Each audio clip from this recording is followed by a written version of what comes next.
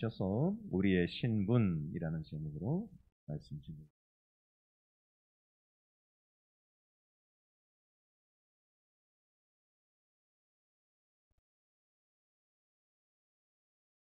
우리 다시 인사 한번 해보겠습니다. 우리 하나님의 자녀로 살아갑시다 하고 인사하겠습니다. 네, 하나님의 자녀로 살아갑시다. 제가 2010년인가요? 2006년인데 초등부 이런 주제로 사이비원에서 나왔는데 이런 주제로 여름 성경학교를 한 적이 있었어요. 왕의 자녀답게 살아라 라는 그런 제목으로 여름 성경학교를 했던 적이 있는데 그 왕의 자녀답게 살아라 라는 그 주제에 찬양이 있었는데요. 찬양의 가사를 보니까 하나님은 우리 온 우주를 다스리시고 왕이십니다. 우리는 어리지만 나는 그의 자녀입니다. 고백을 하고 그리고 우리는 신분에 맞게 하나님의 자녀답게 살아가야 합니다. 라고 말하고 옛사람의 낡은 삶을 모두 버리고 새 사람의 멋진 삶을 입으십시오 라고 이야기합니다.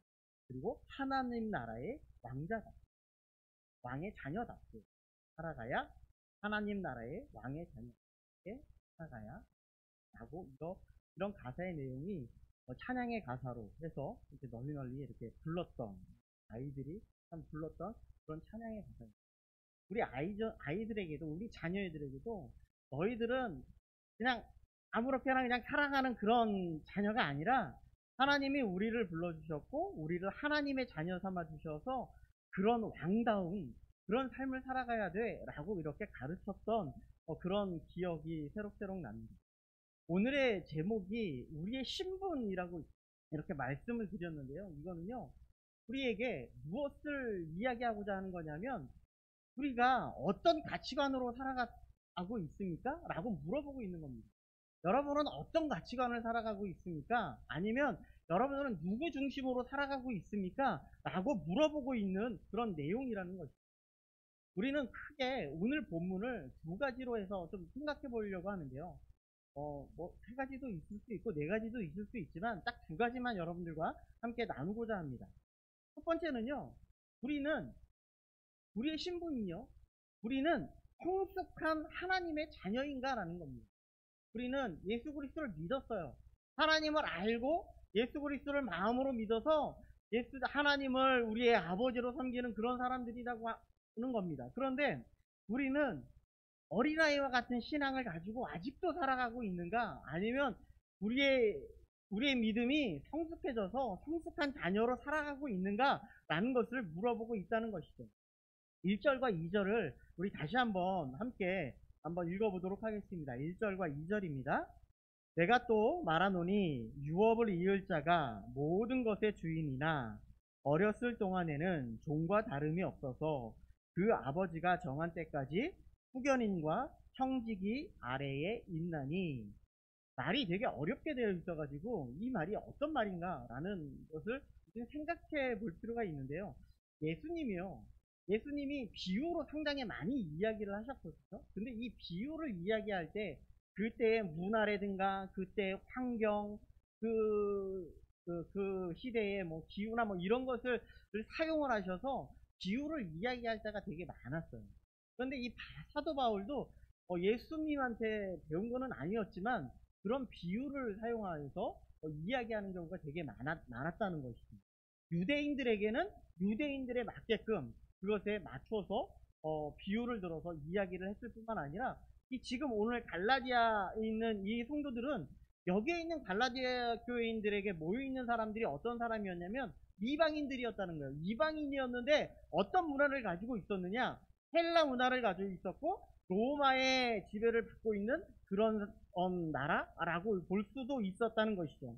그래서 그들에게 좀 익숙한 로마법을 이야기를 들어서 이야기를 하고 있었다는 것이죠. 바로 이 성인식과 관련된 이야기가 바로 그런 내용입니다. 오늘 1절과 2절에 이야기하고 있는 것이 바로 그런 것과 비슷한 건데요. 우리나라 성인으로 그 취급하는 나이는 요즘은 대통령 선거가 이제 19세부터 되는 것 같은데, 우리나라 성인의 기준은 19세입니다. 그리고 그런데 이 로마는요, 법적인 성인의 기준의 나이가 몇 살이었냐면 25세였다고 해요. 우리나라보다 6살이나 더 많은 그런 사람이 되어야 성인이 되었다는 것이죠. 로마 같은 경우에는 좀 독특한 성인식을 갖고 있었다고 하는데요. 처음에요, 자녀가 나오면 우리가 호적에 입적하듯이 그 아들을 양자로 삼았다는 거예요. 그 양자로 삼고 나서 성인식을 치르기까지 친아들처럼 대하기보다는 종을 대하듯이 그렇게 대했다는 거예요. 우리나라는 어떻습니까? 자녀가 나면 이 아이가 다칠까, 어디가 깨질까, 무너질까, 높여주고 그냥 이렇게 대하는 것이 일반적이잖아요. 그런데 이 여기에서는 종처럼 그냥 그렇다고 해서 뭐 하찮게 뭐 대하거나 그러지는 않았겠지만 종처럼 대하는 그런 일이 있었다는 거예요.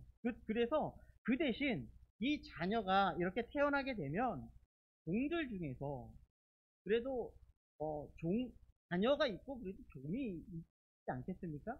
그 종들 중에서 가장 영리한 사람, 가장 똑똑한 사람, 가장 재능이 있는 사람을 딱 골라서 그 사람을 데려다가 가정총무 같은 것을 삼았다는 거예요.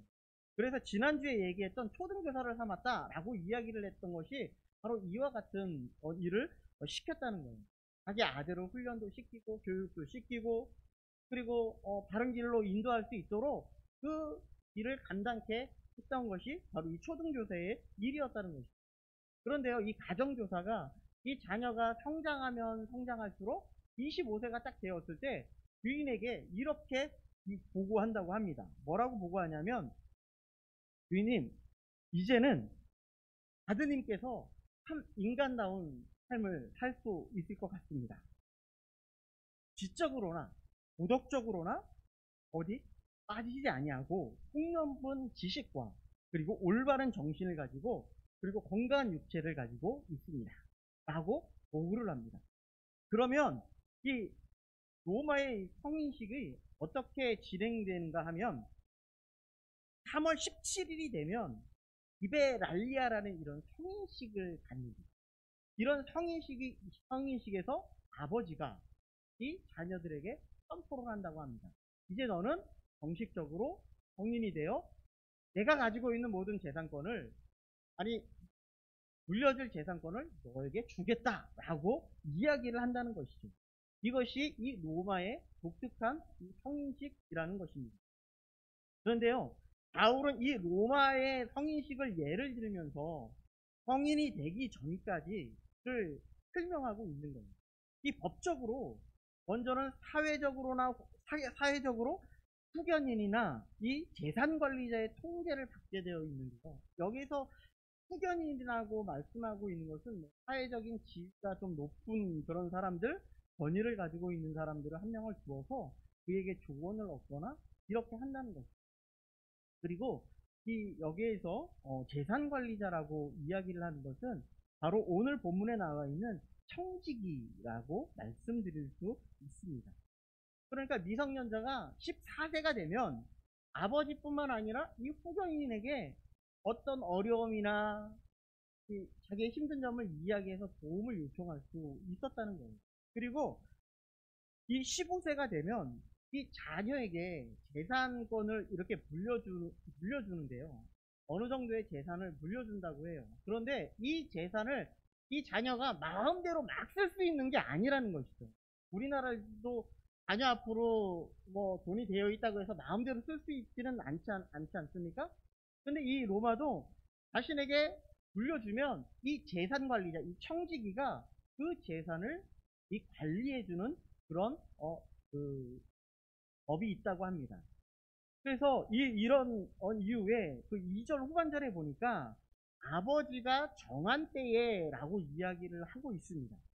이 여기서 정한 때가 아까 이야기했던 이 성인식, 이베 랄리아라는 이 성인식을 거쳐서 선포하는 그런 시기라고 볼 수 있다는 것이죠.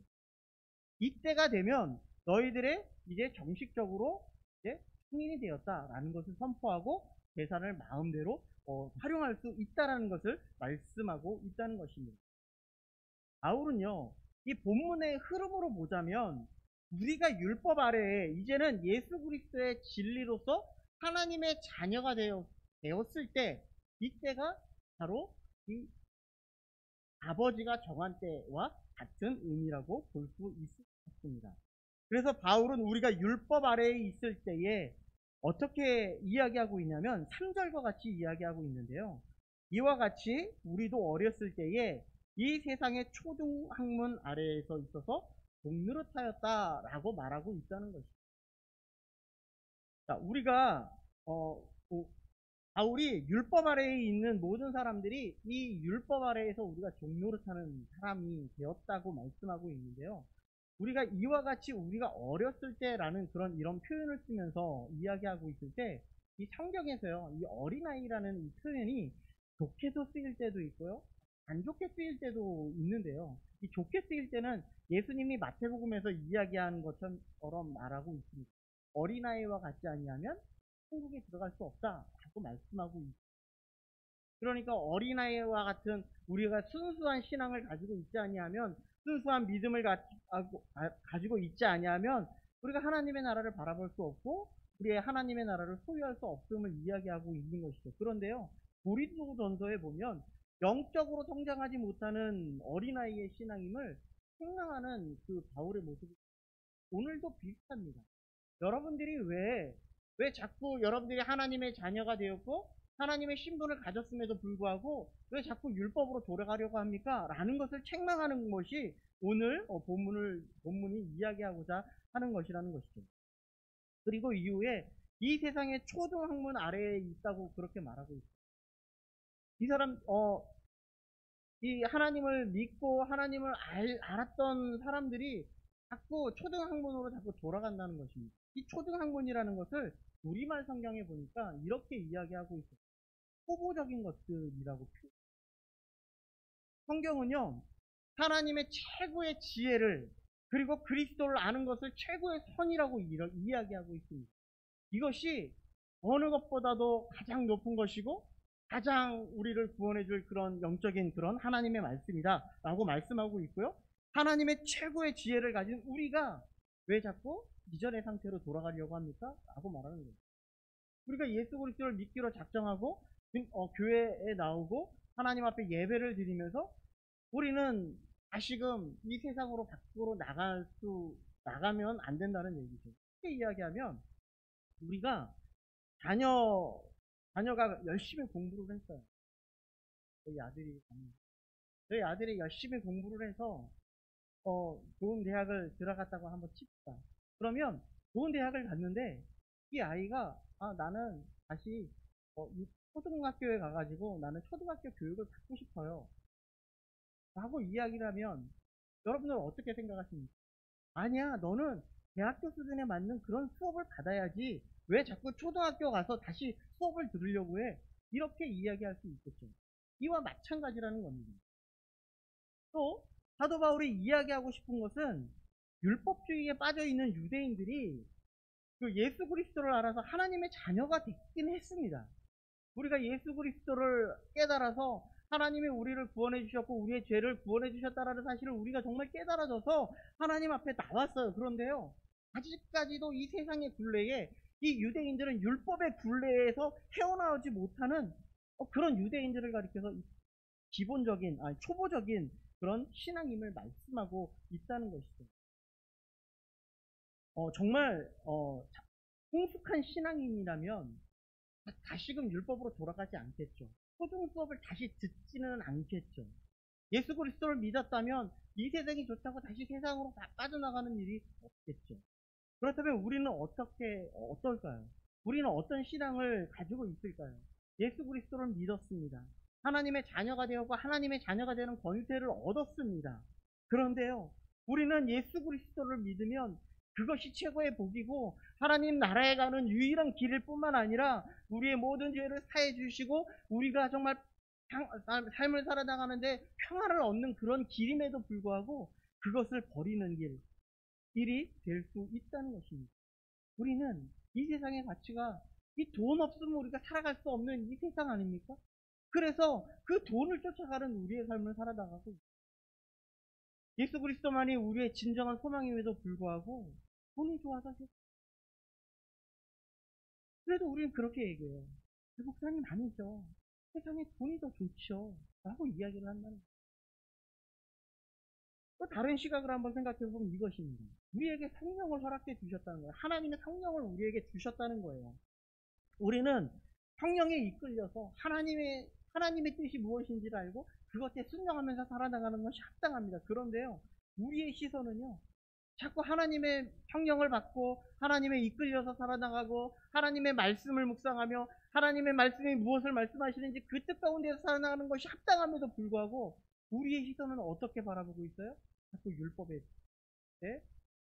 시선이 가고 있었다는 말입니다. 하와가 이 에덴 동산에서 막 돌아다닐 때는 너무나 기뻤어요. 너무나 기뻤고 모든 것을 마음대로 따먹을 수 있었어요. 그런데 뱀이 이야기합니다. 너 저 선악과 못 먹지? 라고 이야기했을 때 그의 눈에 선악과가 비춰진 것은 어떻게 비춰지냐면 먹음직도 하고 보암직도 하고 탐스럽기까지 하는 그런 열매로 비춰버리죠. 사단은 우리에게 계속적으로 이야기해요. 너 돈 없으면 살지 못하잖아. 그래서 우리는 이 세상은 돈으로 움직여지지. 권력으로 움직여지지. 이 세상의 모든 지위로 움직여지지. 라면서 우리는 세상에 자꾸 빠져들어갈 수밖에 없다는 거예요. 그것을 말씀하고 있는 거예요. 조금 더 쉽게 이야기 말씀드릴까요? 우리 자녀에게요. 제가 학교 갔다 오면 이야기하는 것이 있어요. 학교 나갔다 오면 항상 이야기하는 것이 있어요. 어떤 것이냐면 얘들아 손발 얼굴 엉덩이 똥꼬 씻어라 이렇게 이야기해요. 아무것도 그냥 아무것도 아닌데 그냥 손발 얼굴 엉덩이 똥꼬 당연히 씻는 거잖아요. 밖에 나갔다 오면 손 씻고 발 씻고 씻는 거잖아요.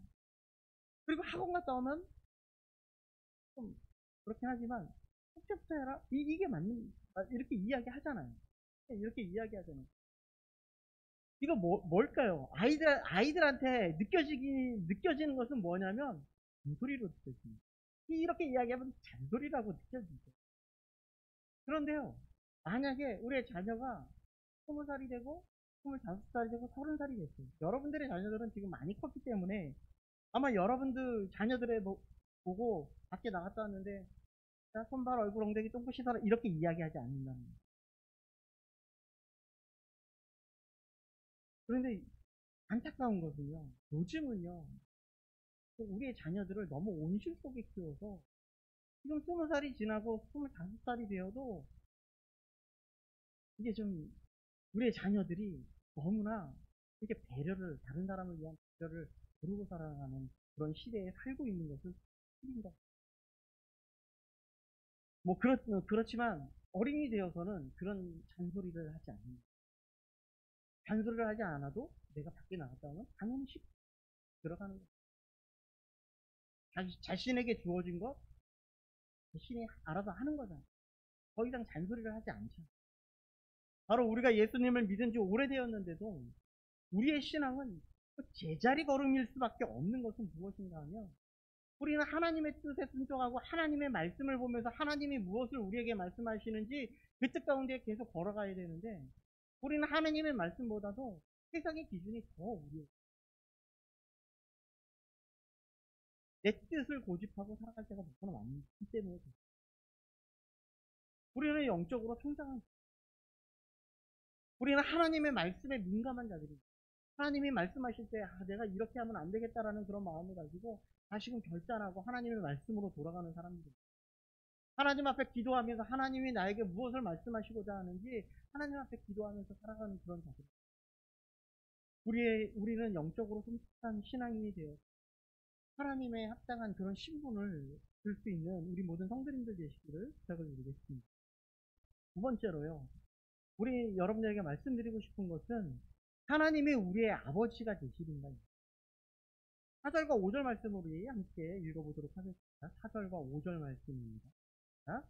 때가 참에 하나님이 그 아들을 보내사 여자에게서 나게 하시고 율법 아래에 나게 하신 것은 율법 아래에 있는 자들을 속량하시고 우리로 아들의 명분을 얻게 하려 하십니다.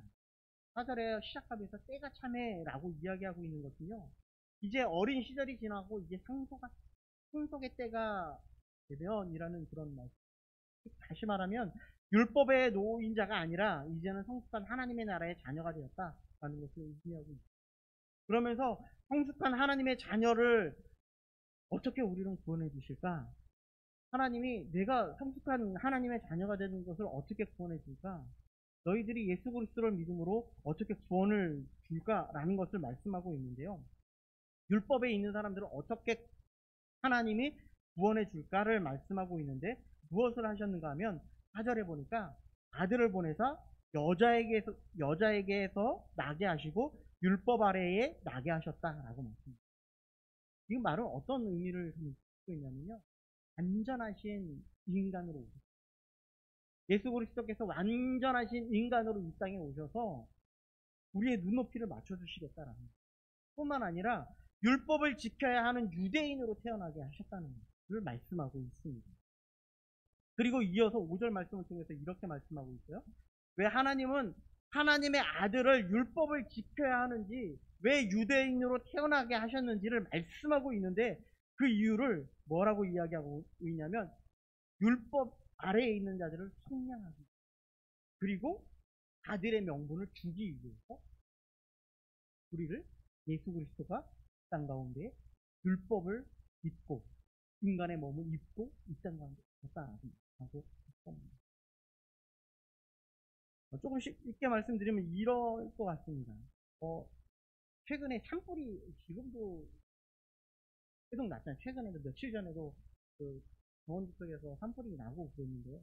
이 산불 현장에 참 안타까운 일인데요. 이 산불 현장에 누가 달려갑니까?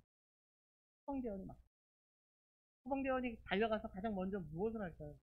국민들을 대피시키고, 그리고 그곳에 아직도 대피하지 못한 그런 사람이 있다면 그 사람이 불구덩이에 있다 할지라도 달려 들어가는 거예요.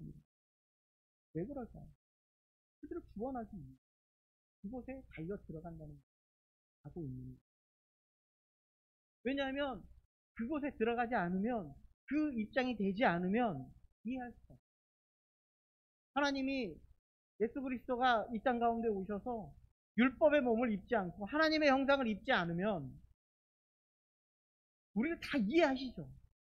그러나 그 인간의 몸을 입고 율법의 모든 것을 입고 우리의 그 모든 위해 땅 가운데 오셨다라고 말씀하고 있는 겁니다. 율법에서 건져내기 위해서 율법 아래로 들어오셨을 뿐만 아니라 우리를 죄에서 건져내시기 위해서 인간의 형상을 입고 이 땅 가운데 오셨다 말씀하고 있는 것입니다. 얼마나 감사한 일입니까? 우리의 눈높이에 맞춰서 우리를 구원하시기 위해서 우리의 눈높이까지 낮아주셔서 그렇게 오셨다는 것을 말씀하고 있습니다. 그래서 우리가 얻은 결과가 뭐예요? 우리를 율법에서 속량케 되었고, 그리고 아들의 명분을 얻게 되었습니다. 아들의 명분을 얻게 되었습니다. 우리의 신분, 우리의 지위가 무엇입니까? 아들의 명분. 아들의 명분을요, 헬라어로 보니까 휘오데시아라는 돈을 쓰는데, 이거는요, 양자를 입양하다라는 그런 표현입니다. 처음에 이야기했듯이 로마법에서는 그렇게 이야기한다고 했죠. 양자를 먼저 삼는다. 그런 건 마찬가지입니다. 양자를 삼고 25세가 되면 진정한 상속자로 인정해 두듯이 우리를 진정한 상속자로 세워주시겠다. 이제 예수 그리스도가 이 십자가를 지심으로 이 율법의 아래에 오시고 인간의 형상을 입고 십자가에 지심으로 우리를 하나님의 자로 됐다 말씀하고 있는 겁니다. 그런데요, 우리를 진정한 상속자가 되었는데 아직까지도 종처럼 행동하면 우리는 안 되겠죠. 우리는 하나님의 자녀임에도 왕의 자녀답게 살아야 됨에도 불구하고 우리는 아직까지도 종이에요. 이렇게 살아가면 안 된다는 거예요. 상자의 비유가 있는데요. 큰아들은 아버지의 말을 잘 듣고 순종을 했습니다. 도망가지도 아니하고 밖에 나가지도 아니하고 아빠 말에 순종하면서 일도 열심히 했고 그랬어요. 그런데 아버지는 아들이 오기만을 기다리고 있었고 아들이 오니까 잔치까지 해요. 이것에 불만을 품은 이 큰아들이 어떻게 이야기합니까? 불만을 품고 그리고 그에게 불평이 가득한 그런 일이 왜 이런 일이 발생했을까? 자기가 지금 이 집에 가지고 있는 모든 재산은 다 자기 거임에도 불구하고 이것이 자기 것이라는 힘이 없어요. 그런 삶이 행복하지 않았다는 거예요. 아버지가 나를 사랑한다는 확신이 없는 그런 상태라는 거예요. 우리가 하나님의 자녀라는 그런 신분을 분명히 갖지 못하면 우리는 하나님의 자녀답게 살아갈 수 없다는 것을 말씀해요. 하나님은 우리에게 원하시는 것은 뭐예요? 하나님이 우리에게 진정 원하시는 것은 뭐예요? 6절을 보니까 이렇게 6절을 한 목소리로 읽어보겠습니다. 너희가 아들이므로 하나님이 그 아들의 영을 우리 마음 가운데 보내사 아빠 아버지라 부르게 하셨느니라. 하나님이 우리에게 원하시는 것은 아빠 아버지라고 부르는. 누가 아빠 아버지라고 부르죠? 제가 예전에 애들 보고 딱 제가 확 화났어요. 그래서 이렇게 이제부터 아빠라고 부르지 마, 아버지라고 불러, 이렇게 얘기했습니다. 얼마나 친근감 없습니다. 아버지라고. 아빠 하고 달려와야지 그것이 친근감 있는 거 아니에요. 아빠라고 부를 수 있는 그런 우리에게 권한을 허락해 주셨다는 거예요. 하나님과 친밀감을 유지하라는 거예요. 성령을 통해 우리에게 아들의 마음을 갖게 해 주시겠다라고 말씀하고 있다는 겁니다. 우리 태초를 한번 생각해 보세요. 우리는 하나님을 거부하고 우리는 죄 아래 있을 수밖에 없어요. 그러면서 우리는 어떻게 되었냐면 창세기 6장 3절에 보니까 여호와께서 이르시되 나의 영이 영원히 사람과 함께 하지 아니하리니 이는 그들이 육신이 됨이라. 그러나 그들의 날은 120년이 되리라 하시니라. 우리의 육체는요, 하나님의 영을 담을 수 없는, 하나님의 영과 함께 할 수 있는 그런 그릇이 이제는 더 이상 못 되었다라고 말씀하고 있어요. 하나님의 영이 떠나갔다라고 말씀하고 있어요. 그래서 우리는 어떻게 됐습니까? 껍데기만 남았다라고 말씀하고 있습니다. 하나님과 영적인 소통이 어려운 존재가 되었을 뿐만 아니라 하나님의 임재 가운데 들어가는 것을 두려워하는 존재가 되었어요. 그러니까 하나님의 빛이 이 땅 가운데 오시니 예수 그리스도를 십자가에 못 박을 수밖에 없다는 것을 말씀하고 있어요. 그런데 이제는 어떻게 됐습니까? 우리는 그 죄 아래 우리는 벌벌벌벌 떨 수밖에 없는 우리들이었는데 예수 그리스도가 오시고 이 모든 것을 해결해 주시고 예수 그리스도를 믿는 자에게 우리에게 하나님의 자녀가 되는 권세를 주셨을 뿐만 아니라 성령이 우리의 마음속에 하나님이 나의 아버지이심을 고백하게 하심으로 말미암아 우리가 하나님과 우리는 관계를 하나님이 진정히 원하는 건 하나님과 친밀한 하나님에 대해서 우리가 알아가고 하나님이 우리에 대해서 알아가서 우리가 하나님의 뜻 가운데 걸어갈 수 있는 그 길을 걸어갈 수 있게 하시는 것이 하나님이 원하시는 것입니다. 하나님이 우리의 아버지가 되어서 아빠 이렇게 해주세요라고 우리가 부를 수 있는 마음이 될 수 있어야 된다는 것입니다. 하나님 앞에 부르질 수 있는 우리의 마음이 될 수 있어야 된다는 것을 말씀을 정리하겠습니다. 우리가 성숙한 우리는 정말 예수 그리스도를 믿어서 하나님의 모든 그 십자가의 의대를 다 헛되게 만들려고 하는 그런 삶을 살아가고 있지는 않아요. 우리는 예수 그리스도를 알아서 하나님의 자녀답게 하나님이 기뻐하시는 뜻 가운데 하나님의 말씀에 순종하면서 하나님 앞에 기도하면서 하나님이 나의 가장 친근한 아버지가 되어 하나님 앞에 아빠 아버지라고 부르며 그렇게 기도하고 하나님의 말씀으로 세워져 나갈 수 있는 우리 모든 성도님들이 있기를 간절히 소원합니다. 기도하겠습니다. 아버지 하나님, 우리를